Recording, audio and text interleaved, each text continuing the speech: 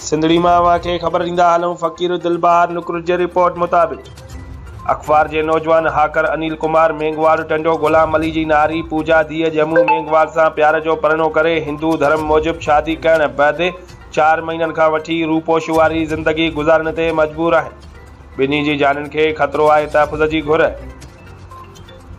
हिंगोरनो अख़बार जे हाकर अनिल कुमारो वलद मोहिन मल मेंघवाल टंडो गुलाम अली जी नारी पूजा धीअ ॼमू मेंघवाल सां 4 महीना अॻु घरों निकिरी कोरट सगोरीअ में हिंदू धर्म मूजिब शादी करण बैदि दरबदर ऐं रूपोश वारी ज़िंदगी गुज़ारण ते मजबूर आहिनि। नारीअ जा माइट जान जा वेरी बणिजी विया आहिनि, मुख़्तलिफ़ तरीक़नि सां धमकाए रहिया आहिनि। नारी पूजा चयो त मुंहिंजा माइट मूंखे पैसनि एवज़ पीरसन शख़्स सां शादी कराए रहिया हुआ, जंहिं तां मूं माइटनि खां बग़ावत करे पंहिंजे वेझे अज़ीज़ अनिल मेंघवाल सां पसंदि जी शादी करे छॾी आहे, जंहिंखे 4 महीना थी विया आहिनि। पर असां ॿई ज़ाल मुड़ुस लिकी दरबदरी वारी ज़िंदगी गुज़ारण ते मजबूर आहियूं।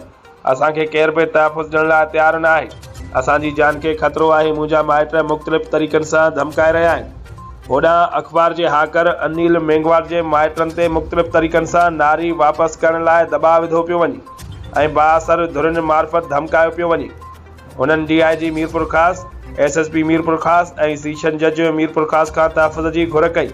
ॿिए पासे अख़बार जे हाकर अनिल मेंघवाल चयो त पहिरियां मुंहिंजे माइटनि खे पुलिस मार्फत प्रेशराइज़ कयो वियो ऐं हाणे वरी बाअसरनि ऐं भौतारनि मार्फत धमकायो पियो वञे।